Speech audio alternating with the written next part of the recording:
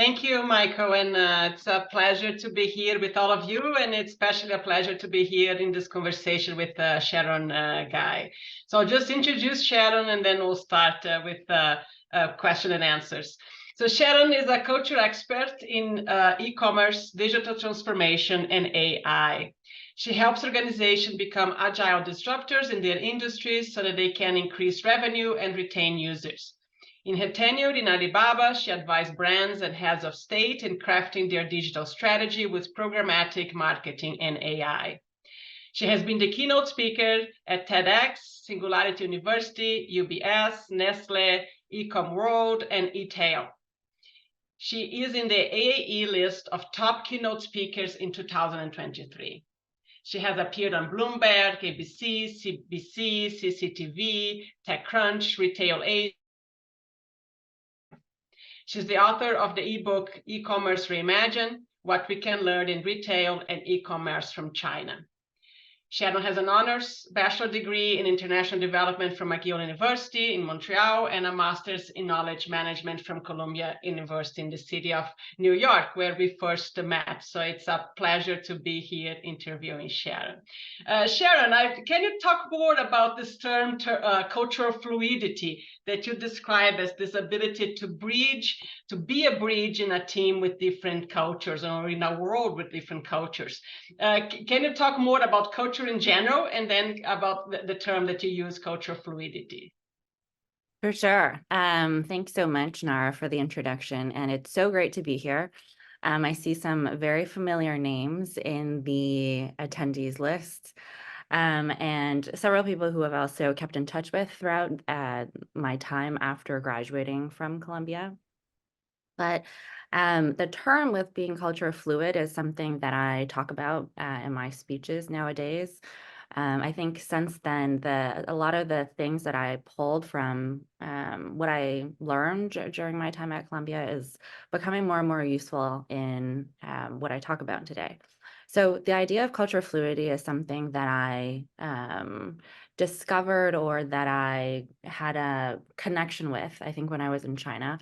But a bit about my background, which is quite a different one, perhaps, from others, in that I had a sort of what I call a boomerang in growing up culturally, and where I eventually went for school, for work, for life.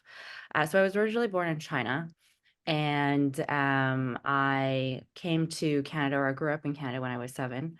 Largely spent my years in Canada before I went to Montreal for school, and then New York for work. But then in 2017, I decided to go back to China, to, I guess, what you would call my homeland or birth country. And it was there that I had a stark realization of not feeling like I particularly belonged there, because of my upbringing in the West, and then suddenly diving into the East. It was a very stark culture shock of sorts. Even though I spoke the language, even though I understood the culture, even though my whole family is still in China today, but there was still that sort of stark change. And that's when I realized that instead of being more rigid in how I look at culture, that it's better or smarter to be culture fluid and be more receptive of the differences in culture.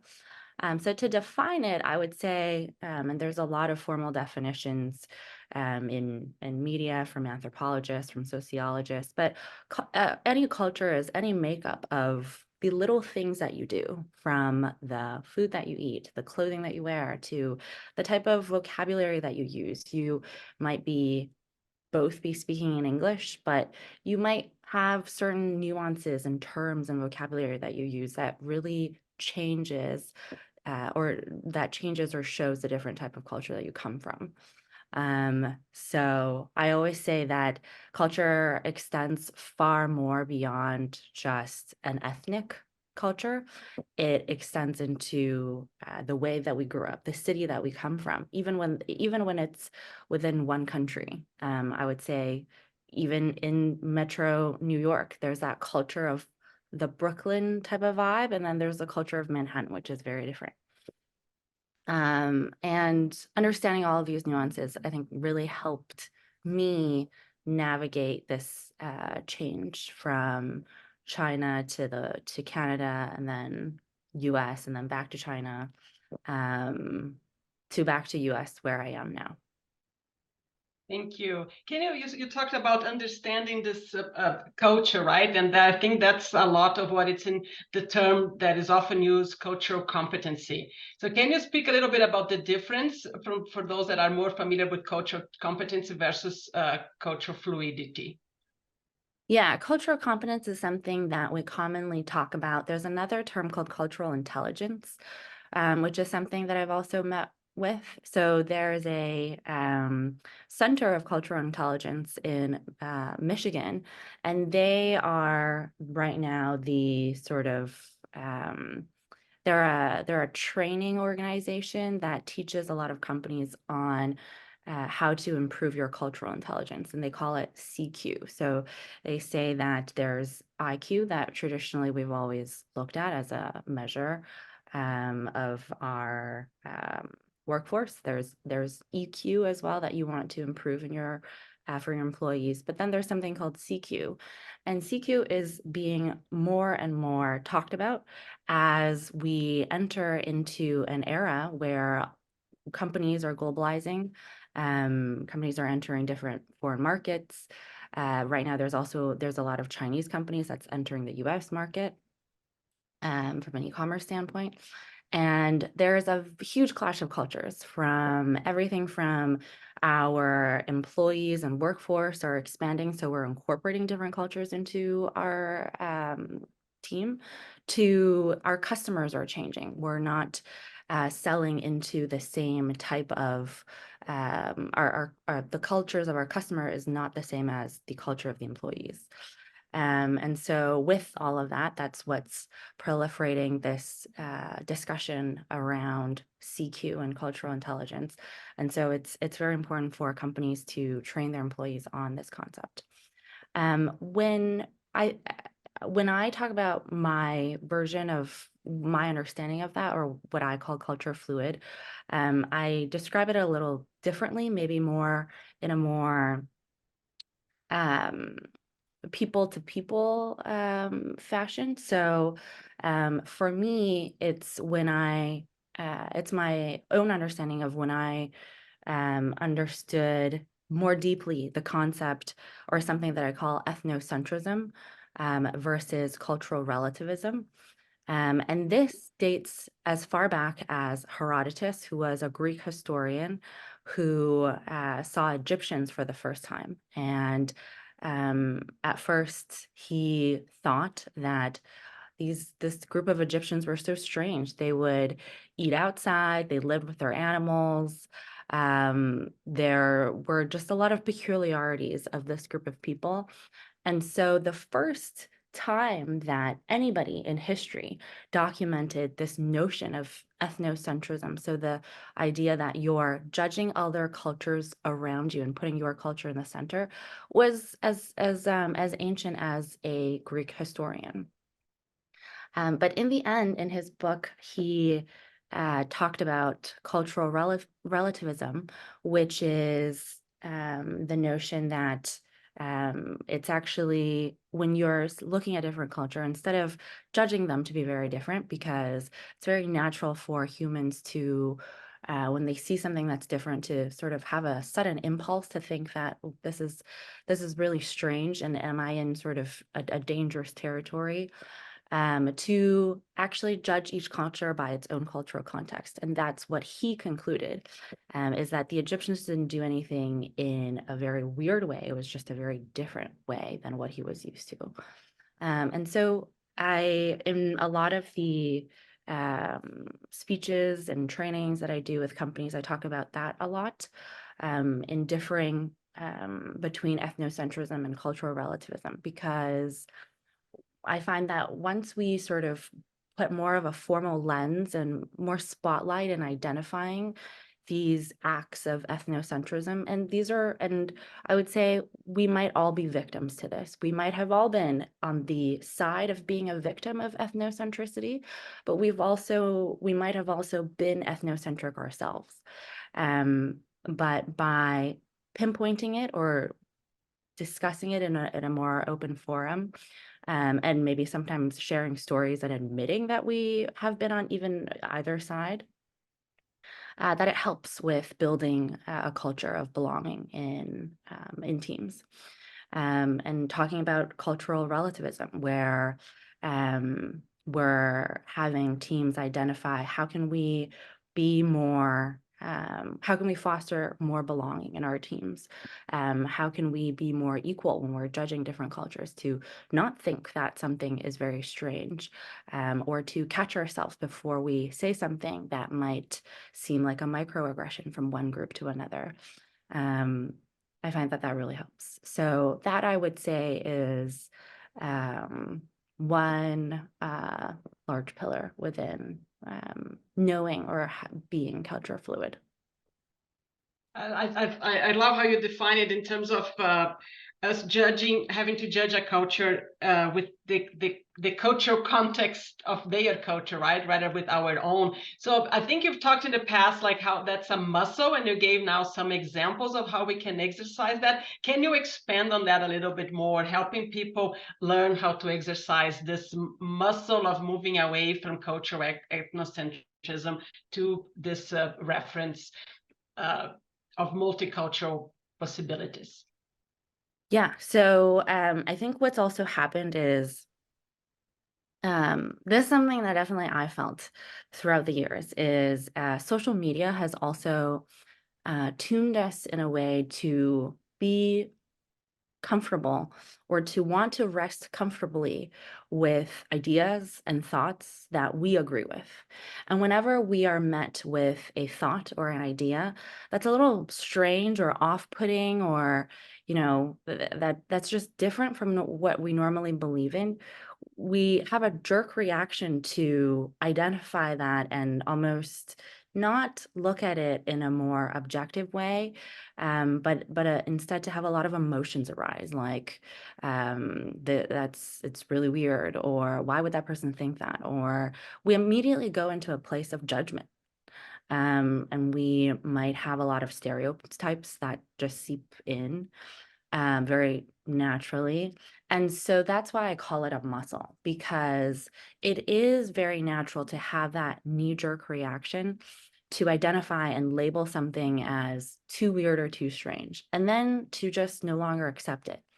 I think we can give ourselves a little grace in knowing that it's kind of is the fault of a lot of social media platforms. So Facebook throughout the years, Instagram throughout the years, and especially right now, TikTok, the way that they tune their algorithms and the way that they measure each video is by how many people can watch something from beginning to finish. So then that means that if I don't agree with something, or I think something is strange, when you're scrolling through the feed, you'll probably be scrolling it away. And so the algorithm will deem that this user does not like this type of content, and will probably never show you this content again. So this is what I call also the echo chamber effect, and this has been described by numerous authors out there, that we are scrolling ourselves into an echo chamber where we're constantly double tapping or sharing videos or content that we already agree with. And the younger generation is especially less resilient mentally to opposing thoughts and opposing ideas. And this is why we have the amount of polarization that we have today in the world. It's a large part due to that. And so I think it's important to pinpoint that issue, identify it, and just lay it out in an open forum, and create a psychologically safe space to talk about things like that. Yeah, and I can. It's interesting because at the same time that we are so interconnected and we have the possibility to tap in so many cultures, what you were saying is that we are actually doing the opposite because of the way we consume it from social media. So do you think that with the artificial intelligence, we will actually be able to navigate better this concept of cultural fluidity, or it's going to actually narrow us more into our own echo chambers? Well, when I talk about culture fluid and meeting artificial intelligence, it's more in the way of opening up that mindset. So I'm a keynote speaker right now, and I travel a lot for keynote speeches, and I go to different countries and appear in front of different audiences. And in my slides, I always have these different stories of how I talk about everything from Black Mirror episodes to the extent of China right now, where it sort of mirrors a Black Mirror episode. I remember I watched so many different Black Mirror episodes like Nosedive, where this person is being raided, or if anybody also in the audience watches that show, there's a lot of great episodes that highlight the dangers of overuse of technology and a lot of the intricacies of as we introduce more new technologies to general society, the things that could arise. And so I have this example of that one particular episode, Nosedive, and then showing the mirror evidence of what's happening in China in terms of the Sesame credit, which is a rating system of people as well. And depending on the country and the type of audience, there's usually people are either pretty understanding about it versus some other people who are gasping, and and you can feel and see their reaction with how taken aback they are. And I've also introduced other stories within AI, such as the movie Her, with Joaquin Phoenix, if anybody has watched that movie before, where he's in a relationship with an OS system, and then highlighting the app called Replica, which is a app that was developed in San Francisco, where you can have sort of a virtual boyfriend or virtual girlfriend and this app right now has 10 million users. And when I tell stories like that, I think there are some audiences that are very receptive to what's happening versus other audiences that are very taken aback.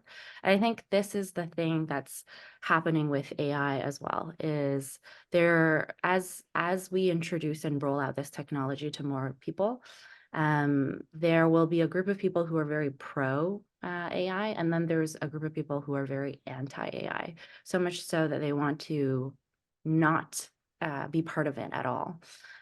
There was recently a David Lloyd Register Foundation survey that was implemented on about 121 different countries with 125,000 different people, where there was a map that they laid out with how helpful or how harmful people thought AI would be.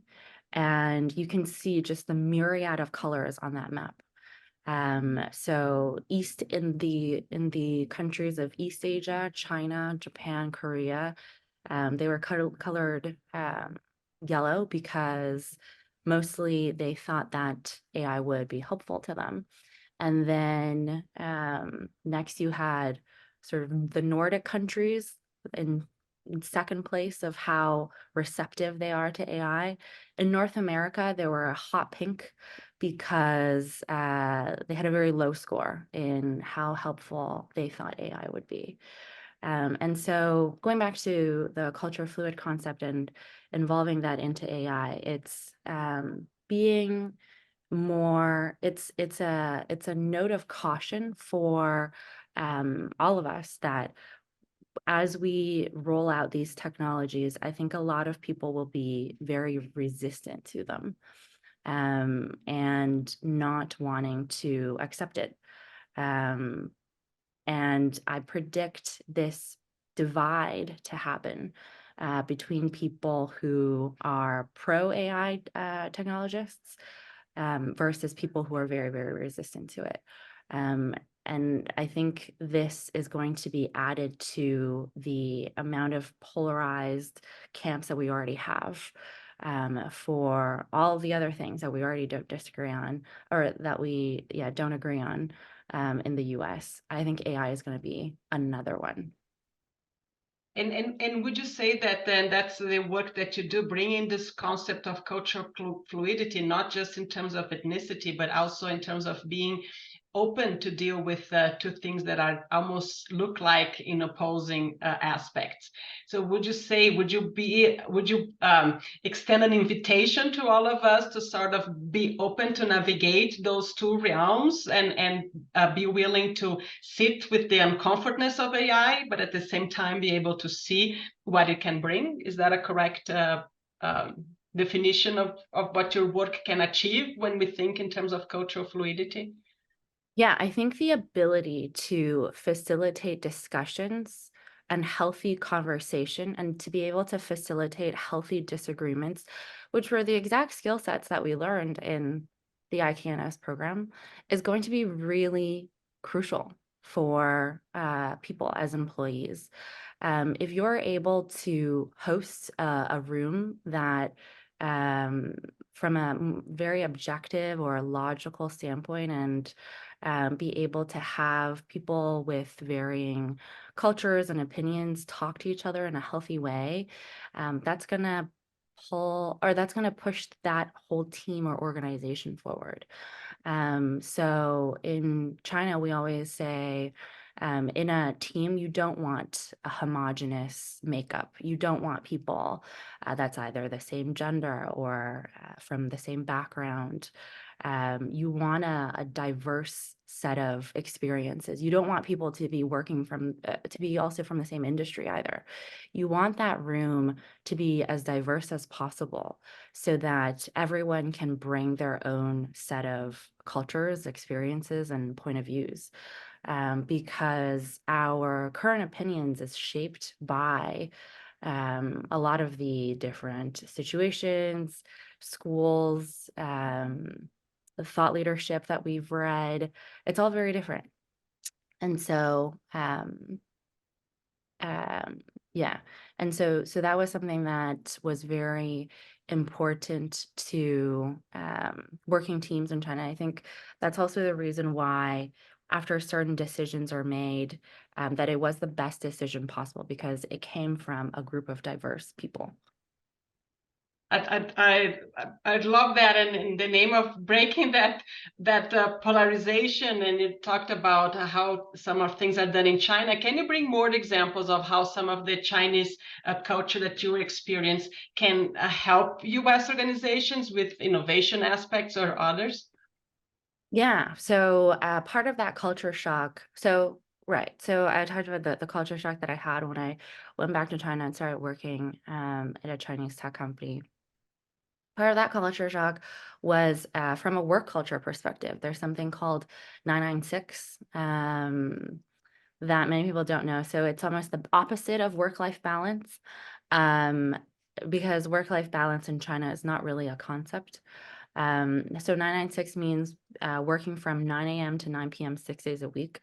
It's sort of semi half of a joke because it really isn't always the case. But I would say that a lot of the fast growing companies and apps, and a lot of the Chinese apps that you see growing very quickly in the US, from the TikToks to the Sheins to the Temus, they grow at that pace because the teams there are working that much, because they are in a 996 culture. But I think what's also very something that was very prominent as a value in Chinese companies is this idea of dealing with change. And the way that they sort of deal that in Alibaba, for instance, one of the corporate values, so we had 6 major values. One of the values that we had is that change is the only constant, and to embrace change, to not be fearful of change. And because things would be changing all the time, you would set out a plan for a certain project, and you would set out certain goals or certain KPIs. And if they were not met in some way, then there were going to be changes that's happening within the team. Either the team would break apart, you would merge with another team, that then you would have to overhaul your entire plan. I think a lot of the Western employees or people with a Western background that entered the company really felt that stark change, in that it was a jolt, or it was a shock to them. Like, how can so many things be overhauled and changed all the time? Do we have a process here? That was the exact process. It was very nimble to change. And so I think that's one of the reasons why you see a lot of these Chinese apps coming into the West and growing so quickly. So from the perspective of Shein, for instance, they've been able to override the GMV for Zara and H&M in the span of 5 years. And for those 2 other companies, it took them about 10 years to get to where they are in terms of GMV. In the case of Temu, which I don't know if you've seen the ads or even bought from Temu, they got to about half of the number of the users of Amazon within a year of launching. And so a lot of these things, part of it is because of the strategy that was deciphered by the business, but also part of it is the way that these teams look at change. A lot of things would be able to shift really quickly based on the data that you have on the ground. And I think it's through that iteration of always looking at the data, always looking at what's happening. Is it working? Is it not working? And then readjusting that plan. That's why you see a lot of these companies growing to the size and to the speed that they have. Interesting. So would you say that there is a cultural aspect that is more receptive to change, and in a way it's also more contextual to the change around, that is helping these Chinese companies innovate faster than what we see here in the US, or at least in terms of that mindset? Yeah. I would say that is definitely one. I'd say another interesting, innovative, or not, maybe not innovative is the right word, but another strategy I've seen that's practiced in a lot of these Chinese tech firms is something called horse racing. In horse racing, in traditional horse racing, you make different bets, right? You are betting on the horse that will pass the finish line first. And so in a lot of these Chinese tech firms, what they'll have is different teams working towards the same goal, and sort of competing with each other. And this intra-company competition is what makes the whole thing work. From another perspective, that you might think, or it might seem like it's a waste of resources, intra-company competition, like isn't there already enough inter-company competition, but with other companies that's doing the same thing? So the part of the thought process behind that is, when you have 2 different teams working with the same goal, because the makeup of the team members are different with those 2 teams, and again, that diversity aspect comes into play, that these 2 teams will have different solutions to the same problem. And all of it is always a big experiment of, say, you want to internationalize a certain app and you're heading into a new market. How can you do that? Well, you can either partner with someone locally, create a JV. You can acquire someone locally who's already doing this business, and then now it's part of your business. Or you can grow a team organically and go into that market and try to compete with local incumbents. Those are 3 different ways to do it, but with the same goal, which is to increase market share in that new country. But you might see in a Chinese tech firm, you might see all 3 things happening at the same time, because the 3 teams that's behind these 3 decisions, the people are different, and so they'll come up with a different solution to the problem, with probably different endings. But the winner, the ultimate winner, is the owner of all 3 teams, because no matter which one, which team or which method gets you to that goal, at the end of the day, that goal is achieved. And so that's something that I've noticed that a lot of Chinese companies will practice versus companies in the West. That is a lot more prudent with the use of team creations and resources. I love that. There is an article that is Foundation for IKNS Information Knowledge Strategy by Nonaka, a Japanese author. And he talks about this concept of redundancy and how that redundancy is even important so that different groups can actually speak to one another. So not just compete, but relate to one another. If they are working on completely different things, they can, so you don't tap into that diversity bonus. Thanks for sharing. Those are very strong cultural differences that play out in organization. And you do talk about how this receptiveness to change and this exercise of change, right? I guess it's also an exercise of not being right all the time if you are 3 teams working on the same problem, how that is able to develop some resilience and to cope with change that may come externally. Can you speak about that resilience and especially how that plays out in the e-commerce space that you work on? Sure. So when we talk about resilience, I always like to bring in this guy called Nicholas Nassim Taleb, who wrote the book Anti-Fragile. If you haven't read that book, I would highly recommend you to reading that book, especially in a time that we are in today, which is a very turbulent, uncertain, ambiguous, things are always changing type of time, especially with all the explosion of AI and all of that. He uses the metaphor of 3 different Greek gods or 3 creatures from Greek mythology. He talks about the sword of Damocles, which is a type of model, or the legend or the myth is that there's someone called Damocles who sits on a throne, and above him there's a sword that's hung above his head by a single horse's hair.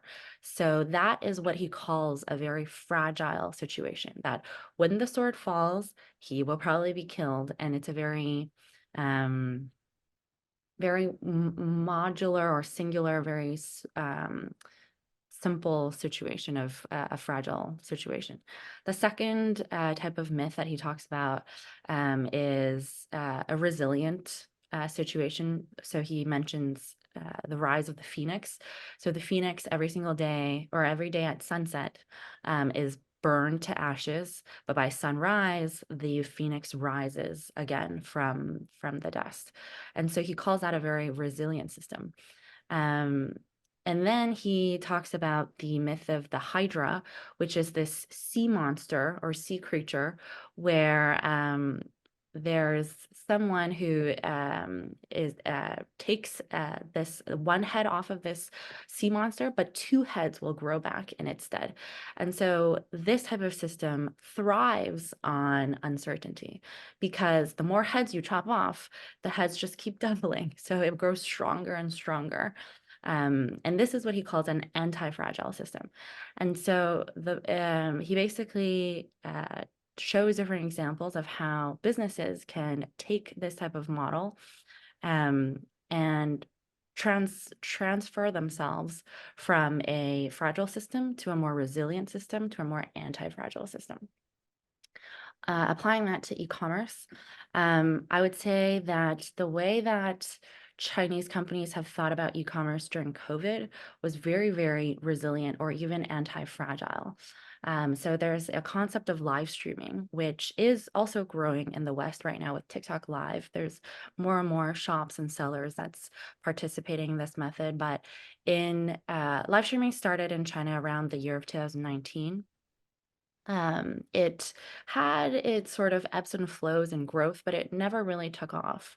However, I guess by nature of coincidence or um, because nobody had the foresight that COVID was going to happen in 2020. And so let's plant the seeds of live streaming in 2019. Nobody had the foresight to do that. Nobody could have predicted the future in that way. But in 2020, when COVID exploded, and in China, it's very restrictive with how much you could travel during COVID, much more so than the US. I know I talked to a lot of folks in the US, Australia, New Zealand, said it was very bad with the shelter in place, but in China it was really bad, where you couldn't leave your apartments. And it meant that a lot of retail spaces from an offline perspective, so any type of store that survived off of foot traffic, your business was basically overturned within that night of the government saying you can't leave your house to go to places. And so during that time, it was when these store owners, and also I think these apps and platforms and Chinese companies had a hand to play in bringing a lot of these offline stores online via live streaming, and to have that business continuity even when there is no foot traffic at all on streets, that offline stores like pet stores can still survive, or restaurants could still survive with food delivery, or any brick and mortar store that or shopping malls could survive. Any type of entity that needed that foot traffic, all they had to do was turn on a camera and start live streaming, talk about their product. And I would say it is a very different or interesting way of selling something. But eventually that industry grew to the billion-dollar industry that it is today in China, where now about 25% of total e-commerce sales is performed via this live streaming fashion. So it's a host that's turned on a camera, that's talking to a camera about something, and it has completely transformed, I would say, the B2B industry, in that it's no longer just facilitating the sale of a physical product from a seller to a buyer, but it's people have also used it to sell courses, as well as services, as well as sometimes houses or experiences like tourist experiences. There's also a lot of training that happens, coaching that happens as well in a live streaming fashion.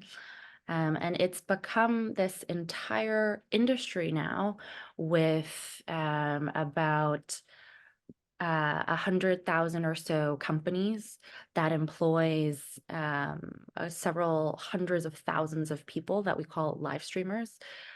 People who originally might have were a traditional sales assistant in a retail store, or were driving Didis, which is the equivalent of an Uber in China, to allow them to enter into this live streaming economy and make a living off of it. And some people who have become part of this industry have done really, really well for themselves. If you're a part of the e-commerce or retail space, you might have heard of Via or Austin Lee, so somebody that we call the lipstick king. He's very good at selling cosmetics, and he's built this billion-dollar empire for himself, doing exactly this. And this has all came out since 2019, which is only a couple of years ago. And so I think, again, this speaks to that level of reception of change from a lot of Chinese companies, Chinese merchant sellers, to jump into this type of phenomenon, and to almost try and test it out instead of being fearful or prudent with how they are looking at their business. I think a lot of companies later realized that for those who were not too daring with these experimentations, missed out a lot on that online traffic, especially during that COVID time, where if they didn't set up that live stream team or start to invest money in this space, that they lost out on a lot of that business opportunity. I think this, yeah, go ahead. I know, I just connect to some of the things you've said before. It almost feels like with COVID, the way it played out in China, there was a greater culture shock, to use the expression that you used before, right? Between that foot traffic to now there's no foot traffic, while we didn't experience that here in the US to that extreme. And that culture shock actually forced, and you talked about that, our ability to be able to actually look at something that we feel a little bit afraid at the beginning, forced us to actually, okay, what do we retain? And they actually retain the human connection through those live streamers. So would you agree with that? That there is exactly that process of cultural fluidity, of embracing something that is so different from what you are used to, and then enable that to get to something better in a way. Yeah, for sure. Yeah, definitely. That's a good point. I had not thought to apply that in a live streaming scenario, because there was a lot of judgment at first from I think companies that were trying this out versus companies that were more so more traditional or wanted to play in that lane. I think a lot of them thought, oh, maybe we should cut headcount now, because because there is no offline traffic, so should we cut down on offline teams? Versus other companies simply made their offline teams do something else differently, which is go into the world of live streaming and to sort of more nimbly or in a more agile way shift what their human resources were doing. I think another interesting example that I just thought of is so there's a entity called Hema, which is a Chinese supermarket that's owned by Alibaba. They also, in a very short amount of time, so because a lot of restaurants could no longer serve customers, and so a lot of the waiters and waitresses and chefs also at restaurants, they were out of a job for God knows how long it would have been. But Huma did something they made a very quick decision in that they said, well, sure, there's no foot traffic going into restaurants, but people still need to eat. And somebody has to cater to this need. And so in a fortnight, they hired some 20,000 waiters and waitresses to become delivery men, to serve as people to drive these little Vespas to deliver groceries from supermarkets to people's apartments.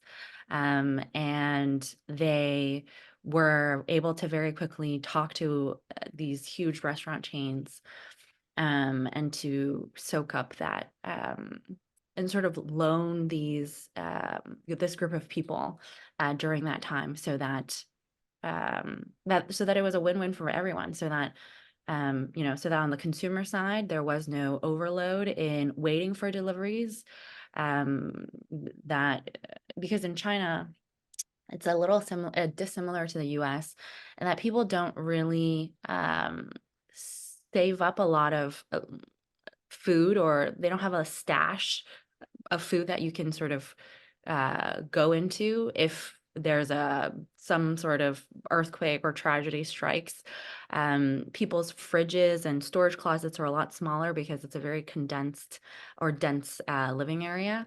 And so families needed that quick replenishment in either a delivery or some sort of fulfillment in grocery items. And so the consumer sort of got what they wanted. These workers got what they wanted, to be able to still sustain themselves during this time.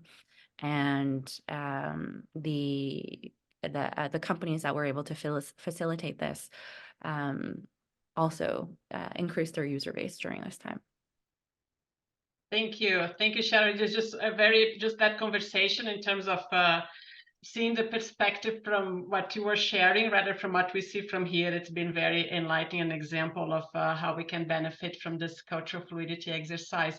I'll pass to Michael. There's quite a few questions from the audience, so he will direct those to you. Thank you so much. Thank you, Nara, and thank you, Sharon. Yeah, and so at this point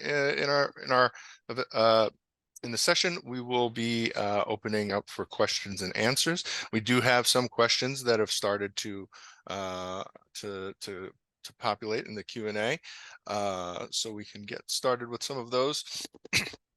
Sharon, on the call today, we have a number of our students, we have many of our alumni, and quite a few of them are leaders in their organizations, they're leaders on their teams. What would you say is something that leaders can do to enable or promote cultural fluidity on their teams or in their organizations? I would say to hire me as a first potential. But number two, to just to talk about it and to hold the space to talk about these type of things. I think, being in this space now, and often being lumped into the DI training that a lot of employees might do in their companies. I go into these rooms and sometimes I feel like there's already a fear of what we're allowed to say and what we're not allowed to say. And I think it's like a phenomenon that's happening in the US right now where I think a lot of people feel like they're walking on eggshells. I don't want to say something wrong. I don't want to offend them because it's such a brittle atmosphere that we're in, that we always have to tone down our words or, sort of smooth over our original question or intention. I see that happening all the time where certain people want to put up their hand and just ask something out of curiosity, but they have this fear of, I don't want to offend certain people or a group of people, or how do I dance around this more carefully? I don't think that's that healthy. And I think that's what's also causing a lot of the polarization that we have today, is that there are groups of people who feel like they can't say what they want to say, or that they can't openly, in a psychologically safe space, talk about their opinions. I think that's, that's doing the opposite of what these DI trainings want to do. And so something that I would want a lot of these companies to do is to hold these more honest dialogues or spaces for dialogue, where maybe the people that are on the receiving side to not get so offended and to almost know that questions are asked out of curiosity, not out of malice. I talk about something called Halon's razor a lot in my trainings and discussions. And it's a quote. It's basically, there's no need to attribute to malice that which you can adequately explain with ignorance. It's to not be so quick to be offended, to give a little grace to the other side that might seem like they're saying something controversial or not exactly perfectly mirroring to your thoughts and opinions.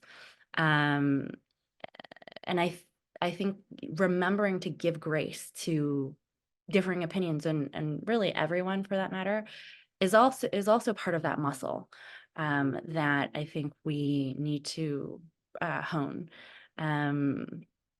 So yeah, I hope that answers. Yeah. No, that's great. I think you touched on a few, a number of things that we see or that our lecturers will talk about in the program, psychological safety, leading with curiosity. I think these are all really important things. And to that point, for leaders having that sort of courage to create that space for honest and open conversations is certainly important. Um, Moving on, we have a few questions about AI here as well. So earlier in the conversation, you had alluded to her and replica and some of these interesting kind of uses of AI. And there's a question here that I think kind of pertains to that. How do you think the tendency of humans to humanize and relate to artificial intelligence, example, treating AI with empathy or emotional connections, will shape societal norms and interactions in organizations and society? I gotta read that one more time. It's a mouthful. Tendency Mhm. of humans to humanize and relate to AI will shape societal norms. I think that's something that, yeah, I think people are sort of getting more and more used. And again, I think there's this other divide that's happening. So Replica's users are mostly ages 18 to 24. There's another app called Character AI that's also extremely popular. For a period of time, Character AI had higher engagement than higher daily active user count than ChatGPT did. And Character AI is basically, you can talk to any sort of anybody from history or current, and there are these characters that you can select to talk to. It pulls data from ChatGPT, so it's running with that LLM underneath. But there's that twist of, so I can talk to Albert Einstein and have a conversation with him about gravity. I can talk to anybody who's deceased about any sort of philosophical construct. And I did spend some time in Character AI, and I did understand why it was so sticky as an app, because it is a very interesting concept. And so I told this story to an audience in Texas, and they just looked at me with disbelief. They did not understand why anybody would spend time doing that, why it'd be interesting. And they were just very sort of taken aback at that concept. Um, and I think the divide here that's happening might be a generational one. So obviously the younger generations, they're a lot more receptive to these things that, and I'm not even Gen Z, so sometimes I think there are these little apps that are kind of strange. It makes me scratch my head. But I think for if there's that even larger generational divide, that they might not be so receptive of these new apps that are coming out. And so treating AI with empathy or emotional connections, I think that younger generation, because they were babysat by iPads and are using ChatGPT to do their homework, they're growing up in this way different context than the way that I grew up.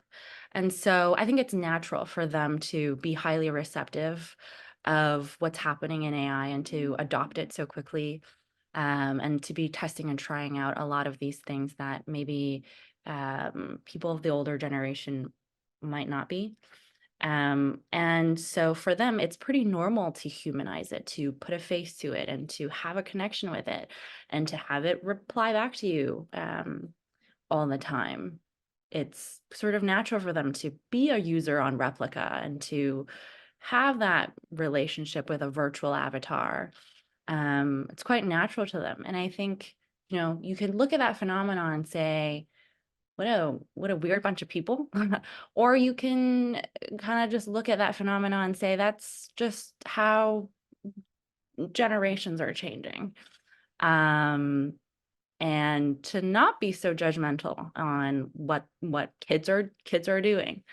There's I think I just saw an ad from HBR yesterday from in a workbook they're creating called the multi-generational workforce. Like right now in our current workforce, it's 5 different generations that's working together. And again, there's that judgment happening from one generation to another.